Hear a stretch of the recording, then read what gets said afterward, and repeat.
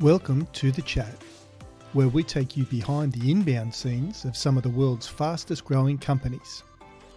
For the past 9 years as Chatmetrics, we've had an exclusive inside view of how these industry leaders are revolutionising inbound marketing and sales across diverse sectors. Each week, we bring you conversations with top minds in marketing and sales, sharing insider secrets and strategies that drive inbound success. Join us on The Chat, your front row seat to the future of inbound.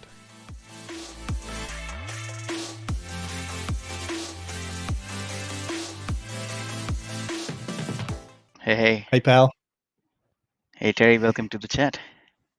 Yes, The Chat. Good to see you today. Our first chat, really. The first crack that we're having at a bit of a podcast, even though we've chat often. That's right. Today, I thought we would kick off this inaugural chat in The Chat with a topic that's pretty close to both of us, and in fact, a lot of our clients as well, and that's digital marketing for marketers, but Yeah, digital marketing in particular. true. As far as where to start with that topic, what's your overarching thought of digital marketing and what's been happening in the last couple of years? See, has changed. I think it has changed on a rapid speed, and a lot of things we could not catch up, to be honest, even though we've been very active in digital marketing. The customers, the users of this whole social media thing, or whichever form of media that we use, they've also evolved. Some have dropped, so it's never stopping landscape. And so what I have seen is that some platforms were doing some greatness to particular type of marketing, and then they've dropped and something else got switched on. And but what I see today is that once you know that where your target market is, where your target audience lives, it is becoming more and more difficult every single day to grab attention. So, what's your say? Yeah, look, I agree. I think I can reflect both on our own experience, but also on our clients' experience. Over the last 8 years, I've watched clients be super successful with their digital marketing and their website traffic just grows. And then something happens, something changes. It's not always out of their control. Sometimes it's when they change an agency or an SEO agency, for instance, and they take a different strategic approach. Yeah, Recently, we saw one of our clients' website traffic drop by nearly 50%, but worse than that, the quality of the traffic actually dropped off to be almost completely spammy type traffic. They had changed SEO agencies, and the SEO agency had taken a completely new tact and hadn't really continued on any of the prior good work, quite frankly, that had been done. And so the double impact on that, on our business, obviously, we're not getting a good conversations through live chat software, but for the clients, it was disastrous because their pipeline, which was effectively their website, dried up nearly overnight. That's one example of change that was in their control, mm, and you could say probably wasn't managed as well as it could have been, making sure that the good work that was done was continued or there was nothing that was lost. But also in terms of the platforms that are out there, everything from how much mobiles are used now compared to desktops. But interestingly, as much as there's been a massive rise in mobile, first click might be on a mobile, but a large percentage of the actual purchases are still taking place on the desktop. People yeah, will do their research on the web, on the mobile, and then flick over to a desktop, whether it's a laptop or PC, to complete the transaction. yeah, And so we're seeing this. You've got to be prepared for all areas. I think one of the other big changes that I've seen is this proliferation of marketers now that are focusing on, I'll call them marketers, focusing on email outbound. And so that's forcing the big email platforms to increase their spam filters. mm, So you're seeing the good marketers finding it harder to get into the inbox because the filters are becoming more and more selective on who they let through. And so yeah, there's so many factors. It's very difficult to make sure that you've got all of your ducks in a row when it comes to getting the emails in the inbox. So, mm, mm, and I think for me, probably the only other, not only other area, there's two other areas. AI, of course, and that warrants a whole nother conversation in itself. But social media, that scene, I'll call it, is changing. That landscape is changing. You look at the rise of TikTok, how quickly it came. Twitter, now X, changing ownership and under Elon Musk, and it's changed. The change in that platform is palpable. You can actually see the difference in the conversations, and certainly in and that's having an impact on advertisers and who advertises in there. Yeah. But I think the other area that is being affected is AI, or the other area that's impacting marketing is AI, and there's good things and there's bad things. It can help you do your job a whole lot faster, but I'm seeing a lot more lower quality content starting to hit the internet in terms of advertising, in terms of emails. I've got in my inbox, in my spam box at the moment, I've got over 200 spam emails that have come in the last couple of days. Some of them ended up there, the majority of them ended up there directly. Some I actually put in there myself that were quite obvious from been written by AI, and terribly written by AI. Yeah, that's been the biggest changes that I've seen. What about SEO? SEO, I know, is one of the areas that you've got good knowledge and a lot of awareness on. Have you seen that change much? From my end, you hear about Google changing the algos all the time, and there's been some recent changes lately. What do you see on that side? Extreme changes. I think anybody who knows SEO enough or probably has done it on any scale would agree that in the last 10 years or so, it has been changing unexpectedly. One thing that you mentioned in your conversation that one of your customers lost, they didn't drop the traffic, but they lost a lot of ideal customers and all that stuff. See, every website that needs marketing, SEO is something that they cannot live without, obviously. Some people start off with paid ads, it does well, and then in the long run, they realize that, should have always done SEO as well, if not alone. When people switch agencies or you get someone in house to do the job, I have seen that in the whole world of SEO, one thing that is being sold, and while you were talking, I was picturing all those videos that big marketers has been sending and showing that, look, my traffic was 5,000, and then in 90 days, look, and they show you real graphs, and they'll show you their Google Analytics and all that stuff, but no one tells you what's in that traffic. And we know that it's very easy to research SEO for any website and tell if the traffic they are getting, yes, they're getting traffic, but the traffic that they're getting is from the keywords, are the money keywords, or is it just there are a lot of long tail keywords and a lot of keywords left alone, still in low competition because they don't bring any value to no one. That's why they're in low value. And they might have a lot of traffic, but they don't bring anybody anything. So sooner or later, people get rid of those keywords and someone else picks them up just to build traffic. And when you switch agencies, show you the same thing. Probably, I'm just assuming sometimes that they show you the graph that they've done for other customers. Look at the traffic from 5,000 to 50,000 and 500,000 and all. But what's in the traffic, you cannot tell. Get sold by such kind of agencies or marketers that I'll bring you traffic, which is not a huge deal. The huge deal is to get relevant traffic, to go and hunt for really competitive keywords. You know, that's where the whole win lies. It's not in the traffic. It's Fish where the fish are. exactly that. Yeah, So, yeah. and that is super competitive these days. Once you see something is in high competition, even if through your research it shows you that it's in low competition, you want to rank for something like even digital marketing for marketers. It may sound like a low competition keyword, but it's not. You go search for it, and then you will realize that there are hundreds of big companies like HubSpot and AWS, everyone trying to show up for that, and none of them actually does this kind of service, but they want to get the traffic, the same thing. But at least it's relevant to them somehow. Like someone doing marketing, going to AWS, I don't think what will they get. I don't think what AWS will get out of it. HubSpot, yeah, it makes sense. But you'll see, all these companies that have got nothing to do with marketing are showing up for marketing. Again, build traffic. It's building all that authority with Google, and that you see we are so authoritative. We got the content, people want to come and read us, and then it gives link juice to all the other pages that they've got. So we all know about it, but it's getting tougher and tougher. Yep, yep. And one thing is backlinks, like all these off-page things, they're becoming super competitive. I think the whole game of SEO is out. For me, it's easy 80% backlinks. Once you're done with the rest of the 20%, which is still critical, super critical. But if you don't have the rest 80, the first 20 doesn't do much these days. So Mm. content is still king. I would not say that it's not. But after that, it is the off page. And if it fails, then yeah, content can't help. It's interesting that you mention content.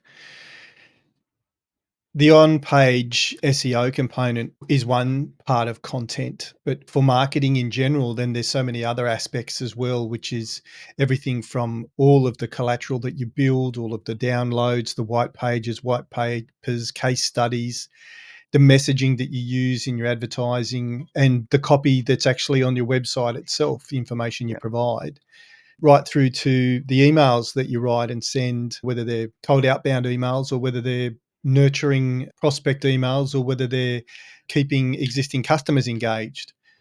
Content, that next piece of the whole puzzle that is content, I think is huge. We're going through it at the moment, putting not just this together. We've built our own content calendar yeah, and plan really.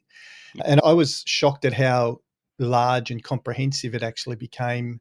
I won't say complicated, it's not if you follow the steps and the process, but we've got a bit of a hack along the way as well in terms of where does it all come from and how does it all fit together, whether it's a common theme for a month or a week and where to use that from. We can talk a bit about that later on. I mentioned email marketing there before. What's your experience from the technical side of email marketing? I could talk about the message and getting replies and booking meetings and all that sort of stuff. But Mhm. what have you seen change from a technical perspective with email marketing? Are you talking about deliverability specifically? Yeah, that and look, we send email notifications out of our platform every day, thousands and thousands, and they have to get to where they've got to go. And there's a different, I understand that's different to standard marketing emails, and I know it's certainly different to the cold outbound emails that we do for outreach, for instance. Yeah. How do they differ? How do we make sure that the notifications hit the inbox, for instance, versus the cold outbound ones? See, what I think is that all this marketing, different channels that we pick, whether it's email marketing, whether it's social media, whatever, it's all driven by how competitive it becomes. So, for example, if I'll take a step back and we were talking about SEO, back in the day, you stuff your website up with keywords that you want to rank for. I'm talking about probably 10, 15 years ago. You'll start to rank because nobody else was doing it. And then when everyone else is doing it, then who is responsible to show that content? Let's say Google or Bing or whatever example we pick. Now it's their responsibility to weed the rest out and get the best one in front of you. Um, so it's becoming challenging for them also that now what should they pick? And they use algorithms to weed that out. So that's their automation. When it comes to, yeah, even with the loose end websites used to have some rankings and then became competitive, then the demand was that no stuffing keywords and all that stuff. And then okay, you gotta have backlinks, or you gotta have better backlinks. No, you gotta have even better backlinks.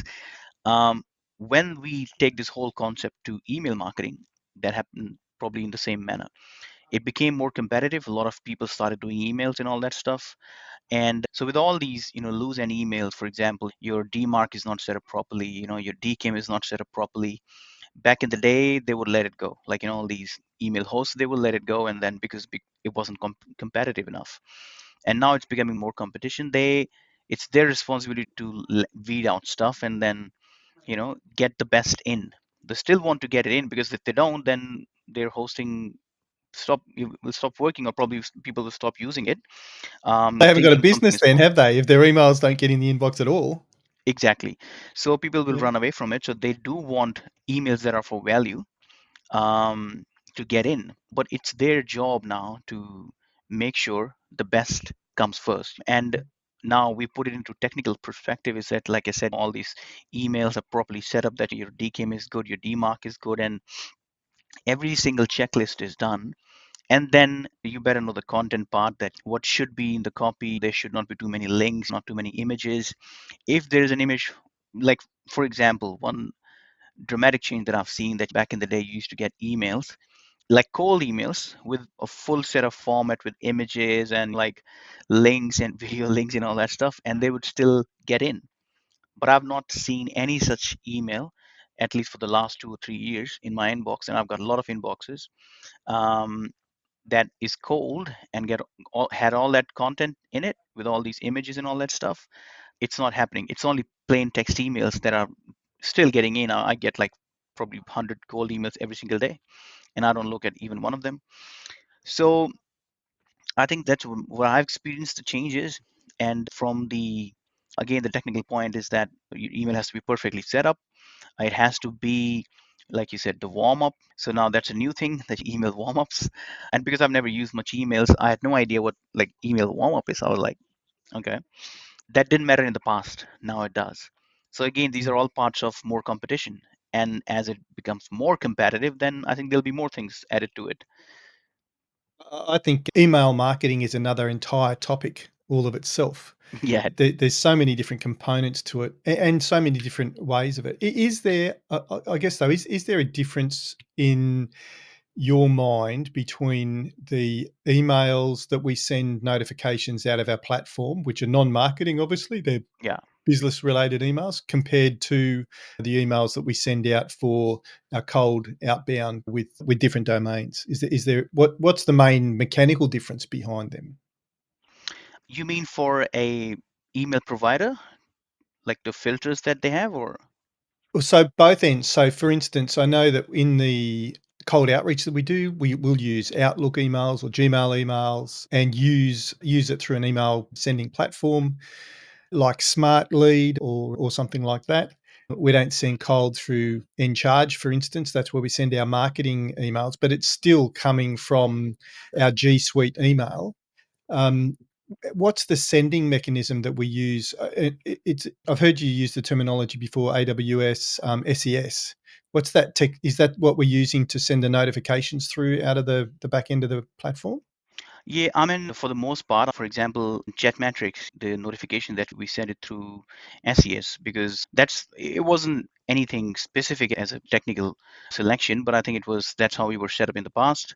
And it delivers well, and we are not reliant on any third party provider if they go down or something like that. So there was high availability from AWS, which was a good decision for us. And then we've hooked it with our own IP address so that there is no spamming that can be done otherwise. If someone exploits our domain, we've left something loose. But because it's hooked with our IP address, as long as we don't spam it, we won't be taken down or blacklisted for that matter, at least for the notification bit. But yeah, I think it depends what you want to use it for, what you want to deliver it for. And then AWS SES is an amazing tool compared to other traditional email systems like Outlook, Gmail, and all. Um, yeah, I think, It still comes down to the fact, doesn't it, that if you're going to be sending bulk emails out for marketing, unless it's super relevant, then it's going to be spam. And there's going to be some percentage of people that will tag it as spam. yeah, And you can end up ruining a domain if it's not, if you're not doing it properly. exactly. We jumped on the bandwagon we did our research and understood what we needed to do to protect our main domain and set up other domains to be doing the cold outreach out of. And we've never had one of those tagged as spam because the outreach we do is very relevant. I won't use the word personalized, but it's very relevant to the person that it's going to. Yeah, exactly. We haven't been in that situation where we've lost any of those domains, and we won't. I don't think there's any value in sending out spam emails, spam type emails. There's no response. You don't get new clients. You don't get interested replies. So Yeah. look, like I said, emails can be a whole another conversation. It's very useful. I think it's still the cheapest form of advertising or marketing, quite frankly. Hmm. If you do it right, you get the right messaging out to the right people. That's the other thing, is making sure that you're segmented and who you're sending it to. I think that's very important. Remarketing. Tell me about on the advertising side of things, remarketing or retargeting. How does that work?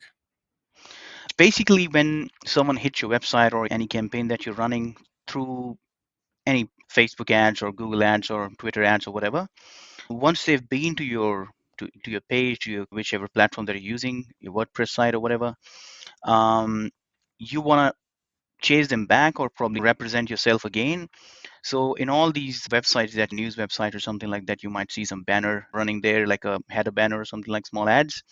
That's where the remarketing takes place. So it's on all those platforms that are either running by AdRoll, through the cookies that the visitors has on their website, because they've visited you once, it can there is a chance that you can represent yourself again and again.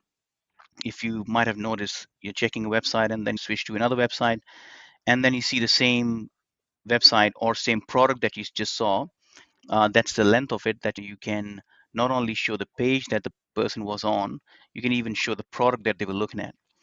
So Mm. that, if it is too important, people are going to buy it, or you're probably not going to forget it. But sometimes when you are doing all this shopping that you haven't planned for, it comes handy. And also for brand awareness, it's a great thing. It's in my experience, remarketing has been the lowest converting of all, and that's why it's the cheapest to run, obviously. If it was effective as Google Ads or Facebook Ads or something, it won't be that cheap. But I think it's a great tool for brand awareness. That's the value that I, find in it. But yes, it Mhm. still gets you some conversion sometimes. But that's totally my experience. So you mentioned Google AdWords, or really we're talking about getting into the realm of PPC or pay per click advertising.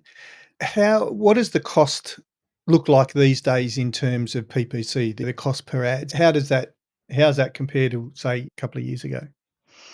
Everything has been competitive, and I think Google Ads is one place where the whole competition is derived or probably determined that, okay, this is the bids are getting higher and higher, so definitely this is a very competitive keyword.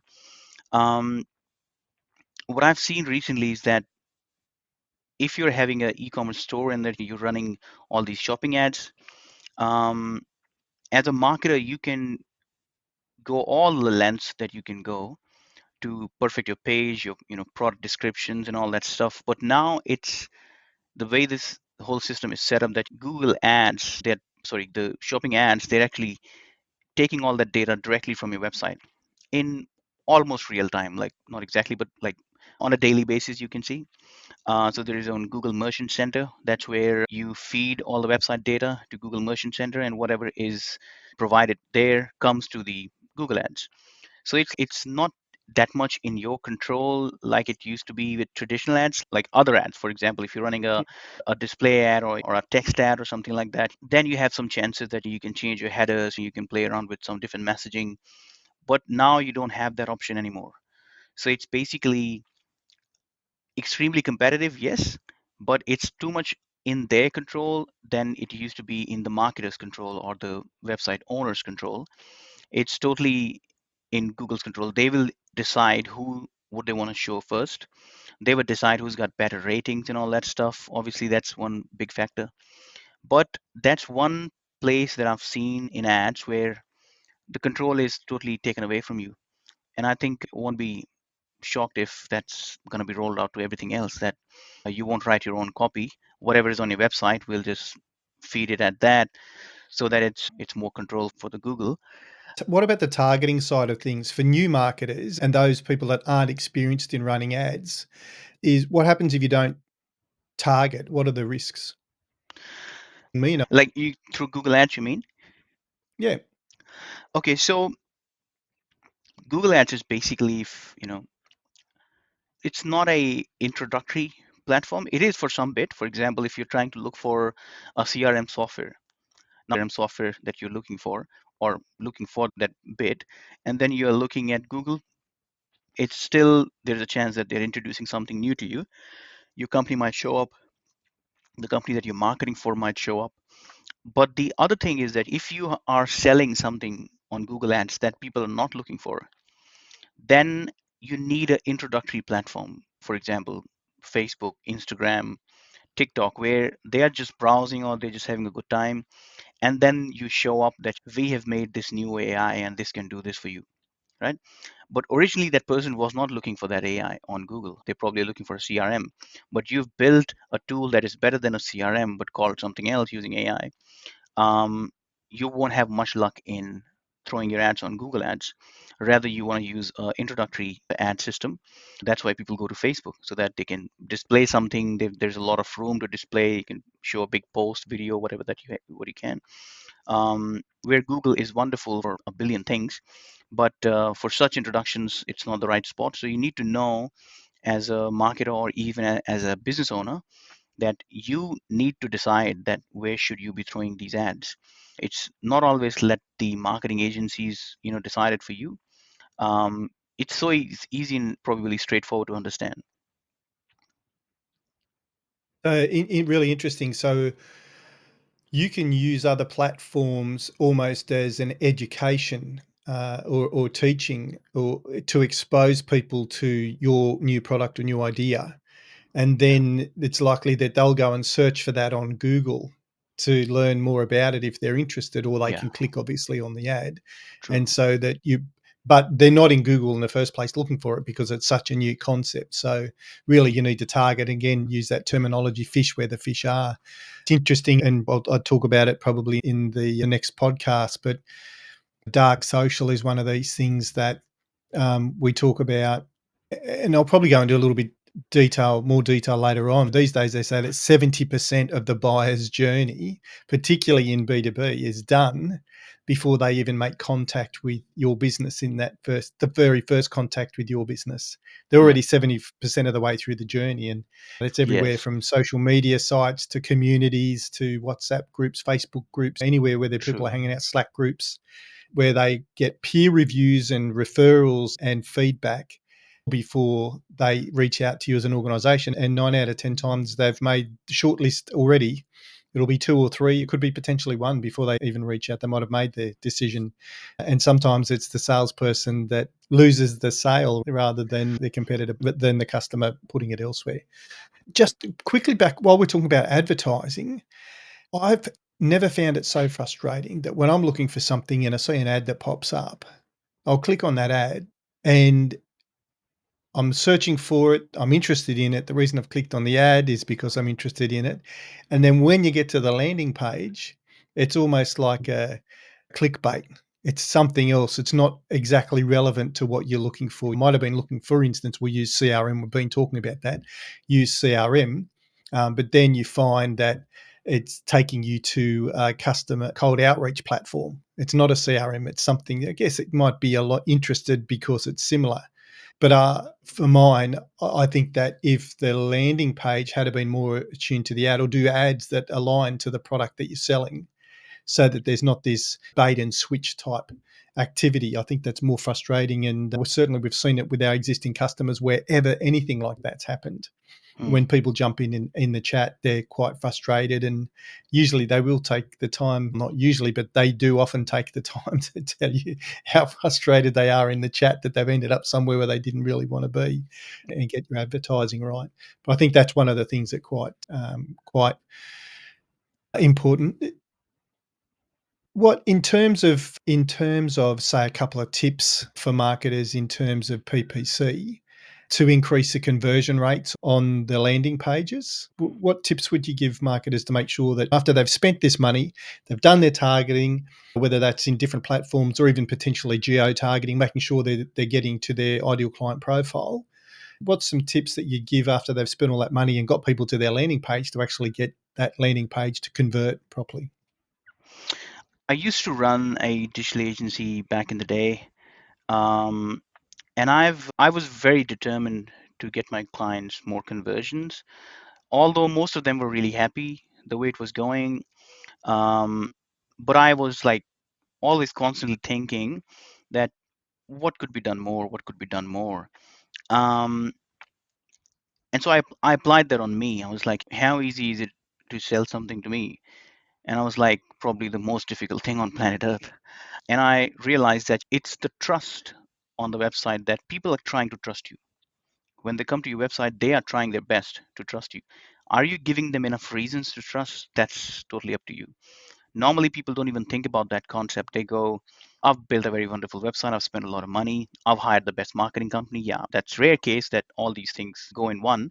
But let's say you've done all of that. You think you've done your part, and now you leave it to the customer, the visitor of your website, and go, now it's your job to make the decision because I've done my bit and I've done the best. It's not that for them, they don't even know if you're doing any marketing. They don't even know if you care for the business or for the customer and all that stuff. But they are the eye of trusting you. They're trying their best. One factor that I've seen that I tried back in the day for just a couple of weeks, I tried that myself, was throwing chat like live chat on the website. And I was behind that, and I put two of my team members, part-time team members on it, as I saw it was converting very well. So all of a sudden, and I'm not exaggerating this, I think on day one, the conversions from 5 leads for a customer went to 35 leads or something like that. Not exactly, I would say, let's say if it is 1 lead, then it came to 5. So there was easy 5, 7 times of lead conversion right away. And after a few days, the customer noticed themselves and they asked me that, what have you done on the website? They haven't been to the website and checked it that there is a chat on it. But now I was trying to use it as much as I can. So I can also upsell to my customers, but also there is something logical to upsell. They would understand the value. So I think putting that human piece and making a website actually alive is the strongest thing that you can do. Um, I normally, and I think a lot of people will resemble with this, I normally do not show up on website those who cannot provide 24/7 support. If I'm making a differentiator between one competitor to the other, it'll be they've got 24/7 chat. For example, AWS, when you go and buy their pro packages in their hosting, they charge you $100, $150 a month or something like that, but you get pro support. I have had instances where our servers crashed and databases are overloaded and all that stuff. And I've had 8 hour long meetings with them in one instance where they've put the best of the best in the world, you know, at my disposal. Probably 5 or 6 of those engineers were with me for 8 hours until that issue was resolved or an alternative was provided. Right? How would I not value that against a website that says you're on your own? And I had no idea when we switched for AWS that kind of instance is going to happen, and then that support is going to come our way. But now we know, and it's all possible through that chat platform. Again, that then they put into a Zoom meeting, a video call where 7 people were there. But I think what I'm trying to say is that putting a human piece into your website is critical these days. And people tried bots in between just to replicate that or to fake that, but it just will never work. I guess as good as we can. There can be information part that is being given by an AI, but when there is a human required, it's good if you have one. Yeah. Look, I think there's a whole host of factors that go in to make sure that landing pages convert. Obviously, you've got to make sure that the content's right, that it's resonating, that it's covering off on the main questions that the customer's asking in their own mind. What's going to make this better than the alternatives? Will this solve my problem? Yeah. How will it solve my problem? Is it going to be better than the alternatives? How is it better than the alternatives? How hard is it going to be for me to change? All that information needs to be on Yeah. a typical landing page, how much it costs, obviously. But you're right, there will always be questions that still remain unanswered by some people, not everybody, but by some people. And Mm, and in my mind, that's where live chat does come into its own. It can answer those questions for the people that are still sitting on the fence, and that's where the big increase in conversion rates are.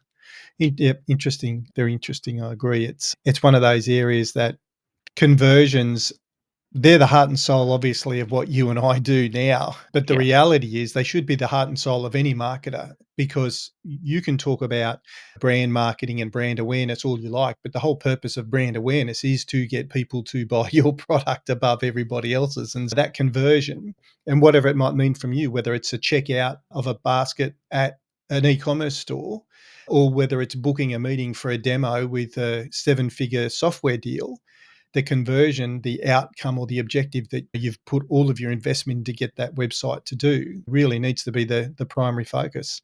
We see the psychologies and little tweakings of different colored buttons and buttons in different places and different call to actions on the buttons when I think it has much less an impact than being able to make sure that people get the information that they need to get to make a decision. If your product's right for them and it's at the right price for them, they'll buy it. It's as simple as that. Yeah. But they won't know if it's right unless they've got the information to make that decision. So, yeah, very good, very good. True. And while we're talking about advertising, I wanted to have just a very quick chat around social media advertising specifically. You said you mentioned Facebook before. Hmm. While we're talking about social media and the power of it. I don't have the exact numbers in front of me, but there's something like nearly 5 billion active users on social media these days, which is up, I think, from 2017. It's an increase of 38 or 40%. It's a massive jump. Mm. So obviously we talk about fishing where the fish are and your customers are on social media. What about advertising on social media? What are some of the considerations we need to give when you're advertising on social media? For example, if you're selling, again, it's the way, like you said, where the fish where the fish are. If you're selling something that is more of a appearance based thing, a nice wallet or a physical product that you need to see and feel, at least imagine about, Facebook works wonderful for it. Instagram, even TikTok, all these visual platforms. YouTube, I think YouTube is also a great platform. It's also very affordable in most cases. It's one of those things where I've seen with, for instance, sometimes it can be quite frustrating in that the policies of the social media platforms can mean that you can't run ads that you would want to add, can't use certain words or can't use pictures. One of our clients, for instance, in the aesthetic industry has struggles because Facebook doesn't like you using before and after photos. They're okay with the after pretty fluffy shots, but they don't like showing a starting point and a finishing point. Yes. In their mind, it's some type of guarantee that you're giving. If you're prepared to give that guarantee with the money back, then what you're guaranteeing the money back, you're not necessarily guaranteeing the result. I think there's ways around it, but nonetheless, it's very frustrating and can take an enormous amount of effort. You know, one of the biggest risks that I see in social media is if you are too reliant on it. Mm. It's too easy, and I've heard and seen too many stories of businesses having their company accounts either hacked or just banned because they've breached policies of social media platforms. And then their entire revenue stream that comes from that platform is gone overnight. Literally gone. There's no getting it back. You can't go and reconnect with all of those follows somehow. If that account is banned, it's banned. It doesn't appear on Facebook anymore. You can't go and engage with it as a different person. And I think that there are some marketers out there and business owners who are very reliant on social media for their income streams. Yeah. One piece of advice I'd like to give is that there is a way around that, and that is by making sure that you are building your email list and your contact list. They don't necessarily have to be customers, they don't have to be paying customers, but that audience that you have on social media, you should be building, getting people to sign up to your emails, to sign up to a newsletter, to sign up to information and value that you're sharing, so that if something does happen, you've got a second stream, second way of communicating with that audience. Because if Yeah. the social media platform you banned or you get hacked, then it's potentially gone. It happened to my wife early last year. Was her Instagram account. I don't even know why they hacked it. She hardly ever used it. But the difficulty, she couldn't get her account back as many times as she tried. The spammers had actually, or the hackers had actually set up two-factor authentication on their side. And so every Oh. time Instagram or Facebook gave her account back, they just changed the password and it went straight back to them again. And then it got Mm. into this big loop with Facebook and she ended up just abandoning it and setting up a new one and Yeah. put two-factor authentication. But so there's a trick. If you haven't got two-factor authentication, get it. There's a good reason Yes. to have it. True. Mm. Um, it's probably the best hedge, I think, is to make it, the hedge against the risks of social media and being too reliant on social media is making sure you're building that email list out of Yeah. there.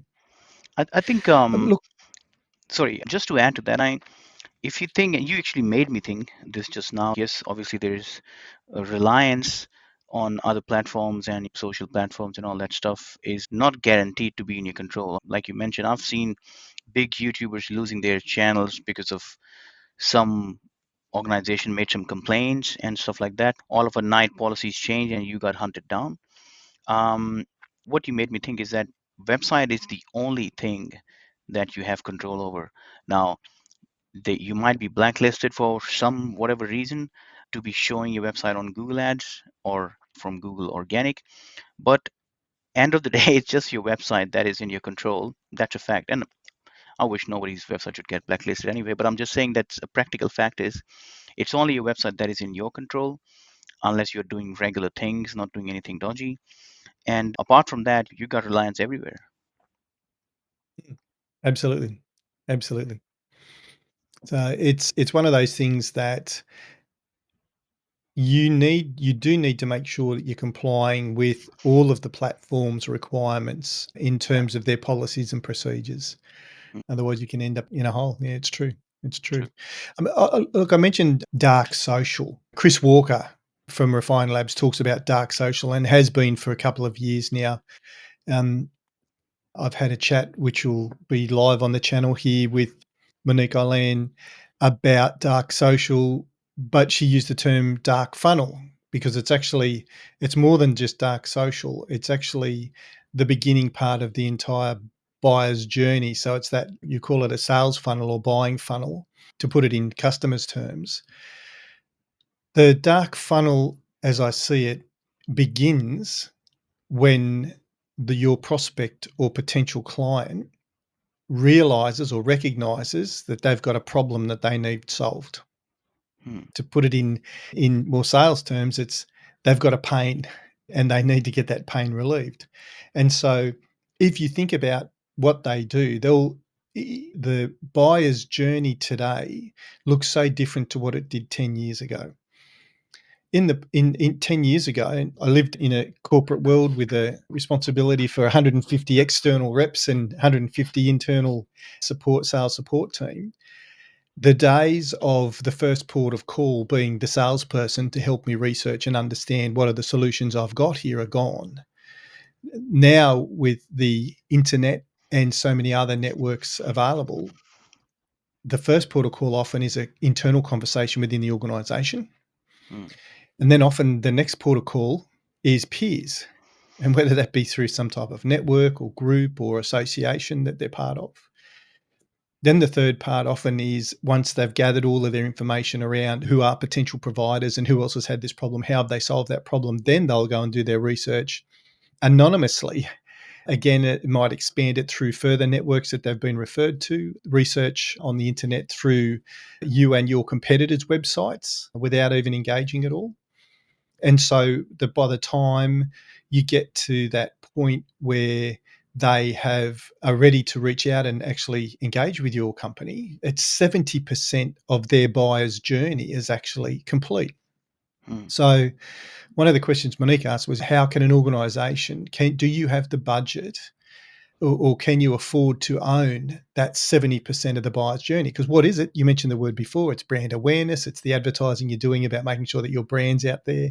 If you think about from the funnel that I've just described, it means that you have to have a presence in your prospects and potential customers' peer groups.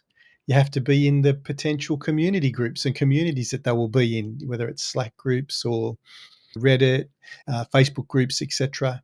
WhatsApp groups that you need to have a presence in all of. Potentially need to have your own community as an organisation is considered a valuable resource of information as well, and a safe place where people aren't just going to get put on a nurture email campaign once they visit. So trying to actually impact all of those areas, it's something that's well beyond advertising. I've seen a couple of people do it quite well. Chili Piper, I think, did a very good job of it. Their partners manager at the time, I saw him pop up in communities everywhere where their potential customers are. mm. And it was not just him, it was a team. So it was like a whole team. So you have to have a fairly decent sized budget to be influencing the early stages Yeah. before people are even. And there's interesting things you can do running competitions that actually engage with potential prospects in places where they are. For Chili Pop, I saw them do a couple of really good smart things on LinkedIn where they run competitions of they're all about booking meetings for account executives. And they put a one competition I saw was something about vote for your best account executive and tag his boss or something along those lines. So it was like this Chili Pepper were using that as a way to get their brand recognized because they ran this competition and Yeah. gave prizes away. So it was quite good. But Yeah. I think the challenge for organisations now is how to actually impact that first 70% of the buyer's journey. True. And I think that's why you talk about resolving who your website visitors are. So if you can identify the website visitors that come to your site that if they don't just bounce, they're more than 10 seconds, it's likely that they are actually there for a valid reason. They're coming there because they're interested in the topic. Whatever got them there before then, whether it was a Google search or whether it was a keyword Google keyword search, or whether it was an ad or a post or some piece of content that's got them to your website. Mm. There's some level of interest. You don't know what stage they're at, and you don't know how interested they are. Mm. But being able to know who has actually come to your website with some accuracy gives you the opportunity to do two things. You can retarget, remarket to them, like we mentioned earlier, and that being a fairly low cost, less effective potentially, but if you can target it right down to the people that are there and then identify those people that have visited your website within your ideal client profile, then you should be able to get your remarketing conversion rates up to making sure that you're excluding people that don't fit in your ICP. Yeah. But the other side of that then is if you can resolve who's coming to your website, it gives you an opportunity then to email them, touch them specifically, potentially even call them directly and have a conversation, a real conversation, if they haven't engaged with the chat. I think people, depending on how people have got their live chat set up, yes, look, they're as effective as they'll ever be. A lot of people seem to hate chatbots. Some people are happy to chat with them, but a lot of people seem to hate chatbots. Mm.